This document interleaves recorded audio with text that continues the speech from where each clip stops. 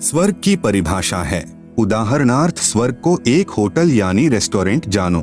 जैसे कोई धनी व्यक्ति गर्मियों के मौसम में शिमला या कुल्लू मनाली जैसे शहरों में ठंडे स्थानों पर जाता है, वहाँ किसी होटल में ठहरता है जिसमें कमरे का किराया तथा खाने का खर्चा अदा करना होता है। 2 या 3 महीने में 20 या 30 हजार रुपए खर्च करके वापस अपने कर्म क्षेत्र में आना होता है। फिर 10 महीने मजदूरी मेहनत करो, फिर 2 महीने अपनी ही कमाई खर्च कर वापस आओ। यदि किसी वर्ष कमाई अच्छी नहीं हुई तो उस 2 महीने के सुख को भी तरसो। ठीक इसी प्रकार स्वर्ग जानो। इस पृथ्वी लोक पर साधना करके कुछ समय स्वर्ग रूपी होटल में चला जाता है, फिर अपनी पुण्य कमाई खर्च करके वापस नरक तथा 84 लाख प्राणियों के शरीर में कष्ट पाप कर्म के आधार पर भोगना पड़ता है। जब तक तत्वदर्शी संत नहीं मिलेगा तब तक उपरोक्त जन्म मृत्यु तथा स्वर्ग नरक व 84 लाख योनियों का कष्ट बना ही रहेगा, क्योंकि केवल पूर्ण परमात्मा का सतनाम तथा सारनाम ही पापों को नाश करता है। अन्य प्रभुओं की पूजा से पाप नष्ट नहीं होते। सर्व कर्मों का ज्यों का त्यों यानी यथावत फल ही मिलता है। इसीलिए गीता अध्याय 8 श्लोक 16 में कहा है कि ब्रह्मलोक यानी महास्वर्ग तक सर्वलोक नाशवान हैं। जब स्वर्ग महास्वर्ग ही नहीं रहेंगे तब साधक का कहाँ ठिकाना होगा? कृपया विचार करें। आप सुन रहे हैं जगत गुरु तत्वदर्शी संत रामपाल जी महाराज द्वारा लिखित पुस्तक ज्ञान गंगा का पेज नंबर 240। प्रश्न: क्या गीता जी का नित्य पाठ करने का कोई लाभ नहीं? जो दान करते हैं, जैसे कुत्ते को रोटी, भूखे को भोजन, चिटियों को आटा, तीर्थों पर भंडारा आदि करते हैं, क्या यह भी व्यर्थ है? उत्तर: धार्मिक सद्ग्रंथों के पठन पाठन से ज्ञान यज्ञ का फल मिलता है। यज्ञ का फल कुछ समय स्वर्ग या जिस उद्देश्य से किया उसका फल मिल जाता है, परंतु मोक्ष नहीं। नित्य पाठ करने का मुख्य कारण यह होता है कि सद्ग्रंथों में जो साधना करने का निर्देश है तथा जो न करने का निर्देश है उसकी याद ताजा रहे, कभी कोई गलती न हो जाए, जिससे हम वास्तविक उद्देश्य त्याग कर गफलत करके शास्त्र विधि त्याग कर मनमाना आचरण यानी पूजा न करने लग जाएं तथा मनुष्य जीवन के मुख्य उद्देश्य की याद बनी रहे कि मनुष्य जीवन का मूल उद्देश्य आत्म कल्याण ही है, जो शास्त्र अनुकूल साधना से ही संभव है। जैसे एक जमींदार को वृद्धावस्था में पुत्र की प्राप्ति हुई। किसान ने सोचा जब तक बच्चा जवान होगा, अपने खेती बाड़ी के कार्य को संभालने योग्य होगा, कहीं मेरी मृत्यु न हो जाए। इसलिए किसान ने अपना अनुभव लिखकर छोड़ दिया तथा अपने पुत्र से कहा कि पुत्र, जब तू जवान हो तब अपने खेती बाड़ी के कार्य को समझने के लिए इस मेरे अनुभव के लेख को प्रतिदिन पढ़ लेना तथा अपनी कृषि करना। पिताजी की मृत्यु के उपरांत किसान का पुत्र प्रतिदिन पिताजी के द्वारा लिखे अनुभव के लेख को पढ़ता, परंतु जैसा उसमें लिखा है वैसा कर नहीं रहा है। वह किसान का पुत्र क्या धनी हो सकता है?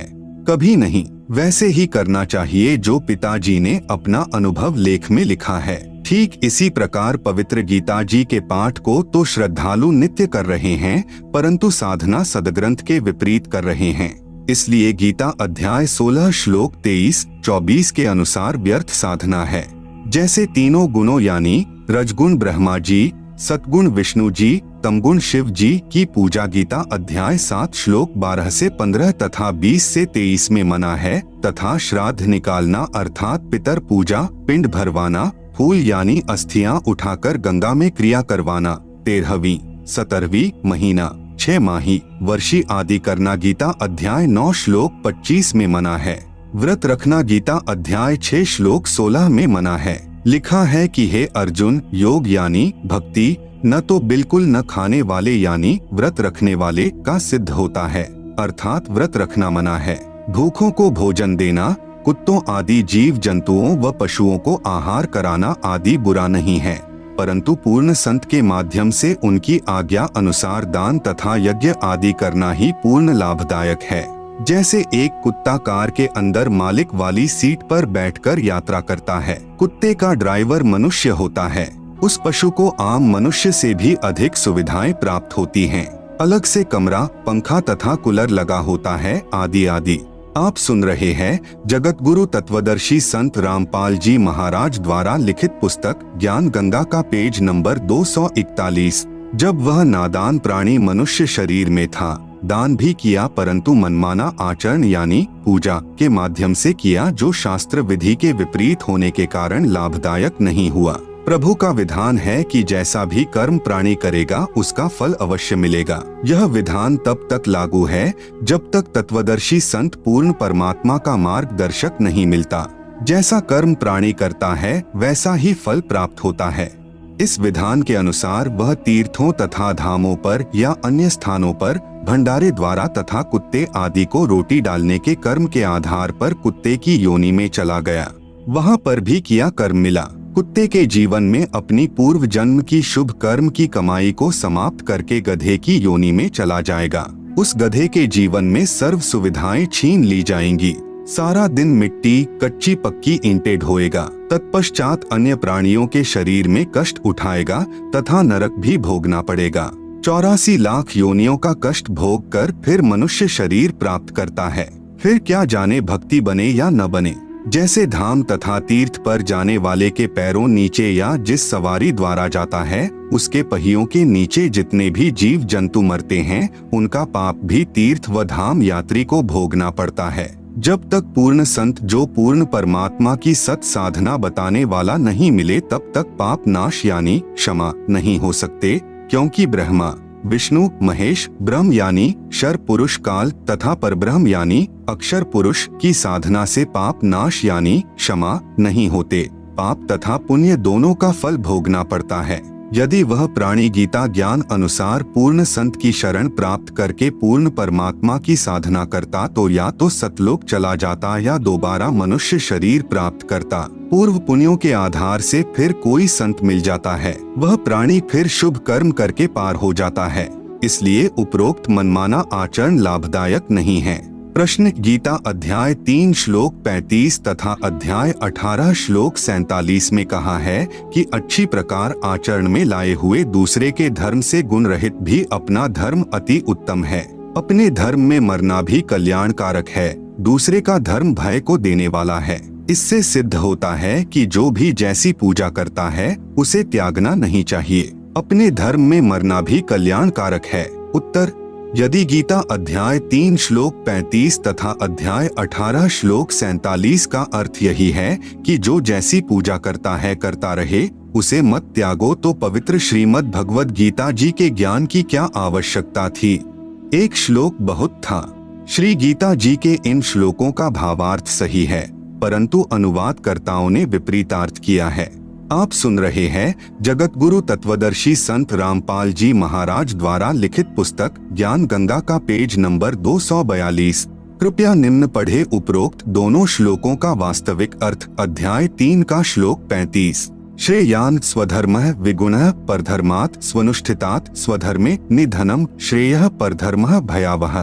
अनुवाद: विगुणः यानी गुण रहित अर्थात शास्त्र विधि त्याग कर, स्वनुष्ठितात यानी स्वयं मनमाना अच्छी प्रकार आचरण में लाए हुए, परधर्मात् यानी दूसरों की धार्मिक पूजा से, स्वधर्मः यानी अपनी शास्त्र विधि अनुसार पूजा, श्रेयान यानी अति उत्तम है, शास्त्रानुकूल स्वधर्मे यानी अपनी पूजा में तो, निधनम यानी मरना भी, श्रेयः यानी कल्याणकारक है, और परधर्मः यानी दूसरे की पूजा, भयावह यानी भय को देने वाली है।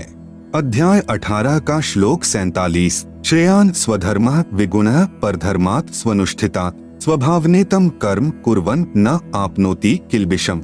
अनुवाद: विगुणः यानी गुण रहित, स्वनुष्ठितात् यानी स्वयं मनमाना अर्थात शास्त्र विधि रहित अच्छी प्रकार आचरण किए हुए, परधर्मात् यानी दूसरे के धर्म अर्थात धार्मिक पूजा से, स्वधर्मः यानी अपना धर्म अर्थात शास्त्र विधि अनुसार धार्मिक पूजा, श्रेयान यानी श्रेष्ठ है, स्वभावनीतम यानी स्वयं ही अपने स्वभाव अनुसार बनाए मनमाने आचरण से, कर्म यानी भक्ति कर्म, न यानी मत, कुर्वन यानी करो, किल्बिषम यानी जिससे पाप को, आपनोति यानी प्राप्त होता है। विशेष इसी का प्रमाण गीता अध्याय 17 के श्लोक 1 से 6 में स्पष्ट है।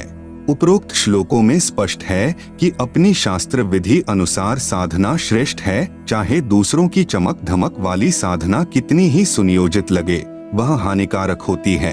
जैसे माता का जागरण करने वाले बहुत सुरीली आवाज में गाना गाकर माता की स्तुति मन घड़ंत कविताओं द्वारा पूरे साज बाज के साथ करते हैं। उस स्वनुष्ठितात यानी स्वयं निर्मित शास्त्र विधि रहित साधना पर आकर्षित होकर अपनी शास्त्र अनुकूल साधना नहीं त्यागनी चाहिए। जैसे कोई साधक सत साधना पर लगता है तो वह पूर्व की शास्त्र विरुद्ध पूजाओं को त्याग देता है, जैसे पितर पूजा, मंदिर आदि में जाना आदि। तब अन्य शास्त्र विधि विरुद्ध साधना करने वाले कहते हैं कि आपने सर्व पूर्व पूजाएं त्याग दी हैं, आपसे सर्व देव रुष्ट हो जाएंगे। एक व्यक्ति ने ऐसा ही किया था, उसका इकलौता पुत्र मर गया। इस तरह यह दूसरों की शास्त्र विरुद्ध साधना भय पैदा करती हैं, परंतु अपनी शास्त्र अनुकूल साधना को अंतिम श्वास तक करते रहना ही कल्याणकारक है। प्रश्न: मैं गीता अध्याय 6 श्लोक 10 से 15 में वर्णित विधि अनुसार एक आसन पर बैठकर सिर आदि अंगों को सम करके ध्यान करता हूँ, एकादशी का व्रत भी रखता हूँ, इस प्रकार शांति को प्राप्त हो जाऊंगा। उत्तर: कृपया आप गीता अध्याय 6 श्लोक 16 को भी पढ़े, जिसमें लिखा है कि हे अर्जुन, यह योग यानी साधना न तो अधिक खाने वाले का, न बिल्कुल न खाने यानी व्रत रखने वाले का सिद्ध होता है, न अधिक जागने वाले का, न अधिक क्षण करने यानी सोने वाले का सिद्ध होता है, न ही एक स्थान पर बैठकर साधना करने वाले का सिद्ध होता है। आप सुन रहे हैं जगत गुरु तत्वदर्शी संत रामपाल जी महाराज द्वारा लिखित पुस्तक ज्ञान गंगा का पेज नंबर 243। गीता अध्याय 6 श्लोक 10 से 15 तक वर्णित विधि का खंडन गीता अध्याय 3 का श्लोक 5 से 9 में किया है कि जो मूर्ख व्यक्ति समस्त कर्म इंद्रियों को हठपूर्वक रोककर अर्थात एक स्थान पर बैठकर चिंतन करता है वह पाखंडी कहलाता है। इसलिए कर्मयोगी यानी कार्य करते करते साधना करने वाला साधक ही श्रेष्ठ है। वास्तविक भक्ति विधि के लिए गीता ज्ञान दाता प्रभु यानी ब्रह्म किसी तत्वदर्शी की खोज करने को कहता है। गीता अध्याय 4 श्लोक 34। इससे सिद्ध है गीता ज्ञान दाता यानी ब्रह्म द्वारा बताई गई भक्ति विधि पूर्ण नहीं है।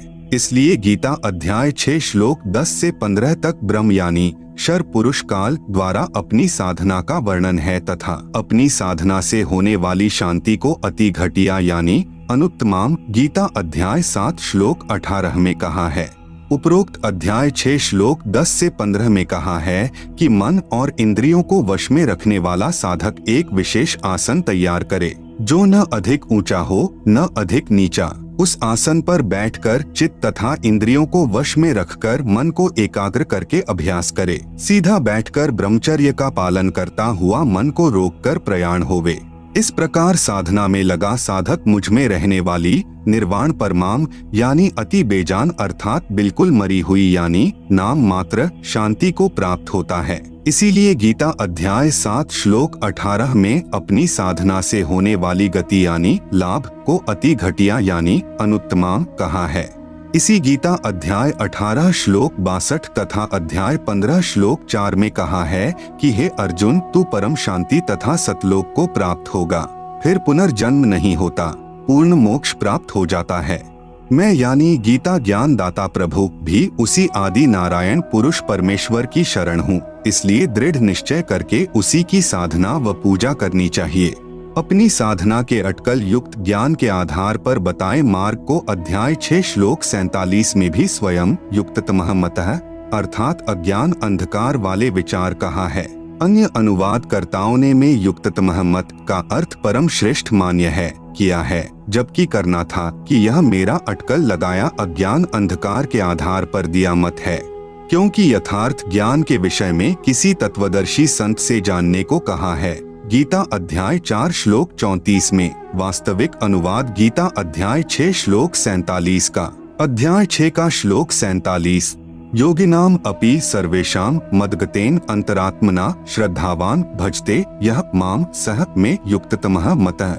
अनुवाद मेरे द्वारा दिए भक्ति विचार जो अटकल लगाया हुआ उपरोक्त श्लोक 10 से 15 में वर्णित पूजा विधि जो मैंने अनुमान सा बताया है पूर्ण ज्ञान नहीं है, क्योंकि सर्वेशाम यानी सर्व योगिनाम यानी साधकों में यह यानी जो श्रद्धावान यानी पूर्ण आस्था से अंतरात्मना यानी सच्ची लगन से, मदगतेन यानी मेरे द्वारा दिए भक्ति मत के अनुसार, माम यानी मुझे, भजते यानी भजता है, सह यानी वह, अपि यानी भी, युक्ततमः यानी अज्ञा अंधकार से जन्म मरण स्वर्ग नरक वाली साधना में ही लीन है। यह मैं यानी मेरा, मतः यानी विचार है। आप सुन रहे हैं जगत गुरु तत्वदर्शी संत रामपाल जी महाराज द्वारा लिखित पुस्तक ज्ञान गंगा का पेज नंबर 244। इसी का प्रमाण पवित्र गीता अध्याय 7 श्लोक 18 में तथा गीता अध्याय 5 श्लोक 29 तथा गीता अध्याय 6 श्लोक 15 में स्पष्ट है। इसीलिए गीता अध्याय 18 श्लोक 62 में कहा है कि हे भारत, तू सर्व भाव से उस परमात्मा की शरण में जा, उसकी कृपा से ही तू परम शांति को तथा सनातन परम धाम अर्थात सतलोक को प्राप्त होगा। गीता अध्याय 15 श्लोक 4 में कहा है कि जब तुझे गीता अध्याय 4 श्लोक 34 में वर्णित तत्वदर्शी संत मिल जाएं, उसके पश्चात उस परमपद परमेश्वर को भली भांति खोजना चाहिए, जिसमें गए हुए साधक फिर लौटकर इस संसार में नहीं आते, अर्थात जन्म मृत्यु से सदा के लिए मुक्त हो जाते हैं। जिस परमेश्वर ने संसार रूपी वृक्ष की रचना की है, मैं भी उसी आदि पुरुष परमेश्वर की शरण में हूँ, उसी की भक्ति करनी चाहिए। गीता अध्याय 3 श्लोक 5 से 9 में भी गीता अध्याय 6 श्लोक 10 से 15 के ज्ञान को गलत सिद्ध किया है। अर्जुन ने पूछा, प्रभु मन को रोकना बहुत कठिन है। भगवान ने उत्तर दिया, अर्जुन मन को रोकना तो वायु को रोकने के समान है। फिर यह भी कहा है कि निसंदेह कोई भी व्यक्ति किसी भी समय क्षण मात्र भी कर्म किए बिना नहीं रहता। जो महामूर्ख मनुष्य समस्त कर्म इंद्रियों को हठपूर्वक ऊपर से रोककर मन से कुछ न कुछ सोचता रहता है। इसलिए एक स्थान पर हठ योग करके न बैठकर सांसारिक कार्य करते करते यानी कर्मयोग साधना करना ही श्रेष्ठ है। कर्म न करने अर्थात हठ योग से एक स्थान पर बैठकर साधना करने की अपेक्षा कर्म करते करते साधना श्रेष्ठ है। एक स्थान पर बैठकर साधना यानी अकर्मणा करने से तेरा जीवन निर्वाह कैसे होगा। शास्त्र विधि त्याग कर साधना यानी हठ योग एक आसन पर बैठकर करने से कर्म बंधन का कारण है। दूसरा जो शास्त्र अनुकूल कर्म करते करते साधना करना ही श्रेष्ठ है। इसलिए सांसारिक कार्य करता हुआ साधना कर। गीता अध्याय 8 श्लोक 7 में कहा है कि युद्ध भी कर, मेरा स्मरण भी कर, इस प्रकार मुझे ही प्राप्त होगा। गीता अध्याय 7 श्लोक 18 में तथा अध्याय 18 श्लोक 62 में कहा है कि परंतु मेरी साधना से होने वाली गति यानी लाभ अति घटिया यानी अनुत्तमाम है। इसलिए उस परमेश्वर की शरण में जा जिसकी कृपा से तू परम शांति तथा शाश्वतम स्थानम यानी सतलोक को प्राप्त होगा। उस परमेश्वर की भक्ति विधि तथा पूर्ण ज्ञान यानी तत्व ज्ञान किसी तत्वदर्शी संत की खोज करके उससे पूछ, मैं यानी गीता ज्ञान दाता ब्रह्म क्षर पुरुष भी नहीं जानता। प्रश्न गीता अध्याय 15 श्लोक 18 में कहा है कि मैं लोक में वेद में पुरुषोत्तम नाम से प्रसिद्ध हूँ। इससे तो यही सिद्ध हुआ कि गीता ज्ञान दाता प्रभु ही सर्वशक्तिमान है तथा गीता अध्याय 12 पूर्ण ही गीता ज्ञान दाता की ही महिमा कह रहा है।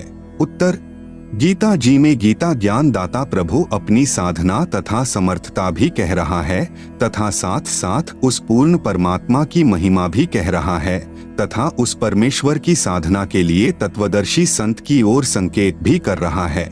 गीता अध्याय 12 पूरा ब्रह्म यानी क्षर पुरुष यानी काल की महिमा से परिपूर्ण है तथा गीता अध्याय 13 सारा उस पूर्ण परमात्मा अर्थात आदि पुरुष परमेश्वर की महिमा से परिपूर्ण है।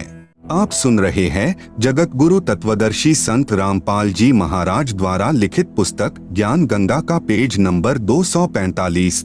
गीता अध्याय 15 श्लोक 1 से 4 तथा 16 से 17 में पूर्ण परमात्मा तथा परब्रह्म ब्रह्म आदि का निर्णायक ज्ञान है।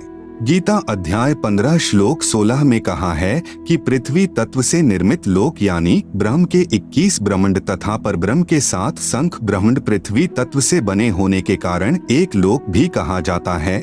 में दो प्रभु है, एक अक्षर पुरुष अर्थात ब्रह्म, दूसरा अक्षर पुरुष अर्थात परब्रह्म। इन दोनों प्रभुओं के अंतर्गत जितने भी प्राणी हैं उनका तथा इन दोनों प्रभुओं के स्थूल शरीर तो नाशवान हैं तथा जीवात्मा अविनाशी कही गई है। गीता अध्याय 15 श्लोक 17 में कहा है कि वास्तव में पुरुषोत्तम अर्थात सर्वशक्तिमान परमेश्वर तो उपरोक्त दोनों से अन्य ही है, जो परमात्मा कहा जाता है, जो तीनों लोकों में प्रवेश करके सबका धारण पोषण करता है। वह वास्तव में अविनाशी परमेश्वर कहा जाता है। गीता अध्याय 15 के ही श्लोक 18 में गीता ज्ञान दाता यानी क्षर पुरुष ब्रह्म अपनी स्थिति बताते हुए कह रहा है कि मुझे तो लोकवेद यानी दंत कथा के आधार से पुरुषोत्तम कहते हैं, क्योंकि मैं अपने 21 ब्रह्मांडों में जितने भी प्राणी मेरे अधीन हैं, वे चाहे स्थूल शरीर में नाशवान है, चाहे आत्मा रूप में अविनाशी हैं, मैं उनसे उत्तम यानी श्रेष्ठ हूँ। इसलिए मैं लोकवेद के आधार से पुरुषोत्तम प्रसिद्ध हूँ। वास्तव में पुरुषोत्तम तो कोई और ही परमेश्वर है, जो गीता अध्याय 15 श्लोक 17 में कहा है। प्रश्न गीता अध्याय 10 श्लोक 2 में तथा 3 में कहा है कि मेरी उत्पत्ति को कोई नहीं जानता, जो मुझे अनादि अजन्मा तत्व से जानता है वह सर्व पापों से मुक्त हो जाता है। इससे स्पष्ट है कि ब्रह्म का जन्म नहीं है तथा सर्व पाप नष्ट कर देता है। उत्तर गीता अध्याय 10 श्लोक 2 को पुनर्पढ़े, जिसमें कहा है कि मेरी उत्पत्ति को न देवता यानी ब्रह्मा विष्णु तथा शिव आदि तथा न महर्षि जानते हैं, क्योंकि वे सर्व मुझसे उत्पन्न हुए हैं। इस श्लोक से स्वतः सिद्ध है कि गीता ज्ञान दाता प्रभु की उत्पत्ति अर्थात जन्म तो हुआ है, परंतु काल यानी ब्रह्म से उत्पन्न देवता तथा ऋषिजन नहीं जानते, क्योंकि वे काल से उत्पन्न हुए हैं। जैसे पिता के जन्म के विषय में बच्चे नहीं जानते, परंतु पिता का पिता अर्थात दादाजी ही बताता है। पूर्ण परमात्मा ने स्वयं काल लोक में प्रकट होकर ब्रह्म की उत्पत्ति के विषय में बताया है। कृपया पढ़ें सृष्टि रचना, इसी पुस्तक ज्ञान गंगा के पृष्ठ 22 से 74 तक। गीता अध्याय 10 श्लोक 3 का अनुवाद गलत किया है। जैसे गीता अध्याय 2 श्लोक 12 तथा अध्याय 4 श्लोक 5 में अपने आप को नाशवान तथा जन्म मृत्यु को बार बार प्राप्त होने वाला कहा है, तथा अध्याय 2 श्लोक 17 तथा अध्याय 8 श्लोक 3, 8 से 10 तथा 20 व अध्याय 15 श्लोक 4, 16, 17 में किसी अन्य अविनाशी अनादि परमात्मा के विषय में कहा है।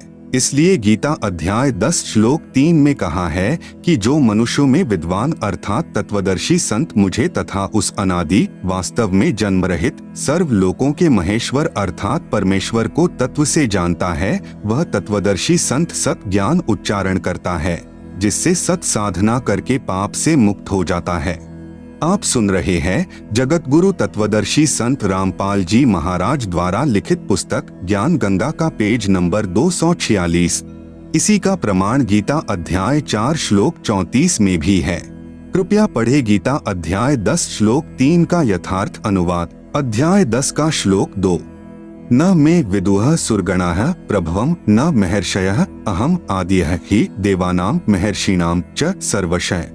अनुवाद मैं यानी मेरी, प्रभवम यानी उत्पत्ति को, न यानी न सुरगणाः यानी देवता लोग जानते हैं, और न यानी न महर्षयः यानी महर्षिजन ही, विदुः यानी जानते हैं, ही यानी क्योंकि, अहम यानी मैं, सर्वशः यानी सब प्रकार से, देवानाम यानी देवताओं का, च यानी और, महर्षिनाम यानी महर्षियों का भी, आदिः यानी आदि अर्थात उत्पत्ति का कारण हूँ। अध्याय 10 का श्लोक 3। यह माम अजम अनादिम च वेत्ति लोक महेश्वरम असम्मूढ़ः सह मत्र्येषु सर्वपापैः प्रमुच्यते। अनुवाद यह यानी जो विद्वान व्यक्ति माम यानी मुझको, च यानी तथा, अनादिम यानी सदा रहने वाले अर्थात पुरातन, अजम यानी जन्म न लेने वाले, लोक महेश्वरम यानी सर्व लोकों के महान ईश्वर अर्थात सर्वोच्च परमेश्वर को, वेत्ति यानी जानता है, सह यानी वह, मत्र्येषु यानी शास्त्रों को सही जानने वाला अर्थात वेदों के अनुसार ज्ञान रखने वाला, असम्मूढ़ः यानी अर्थात तत्वदर्शी विद्वान, सर्वपापैः यानी संपूर्ण पापों को, प्रमुच्यते यानी विस्तृत वर्णन के साथ कहता है अर्थात वही सृष्टि ज्ञान व कर्मों का सही वर्णन करता है अर्थात अज्ञान से पूर्ण रूप से मुक्त कर देता है, जिस कारण तत्वदर्शी संत द्वारा बताई वास्तविक साधना के आधार पर भक्ति करने वाले के सर्व पाप नष्ट हो जाते हैं।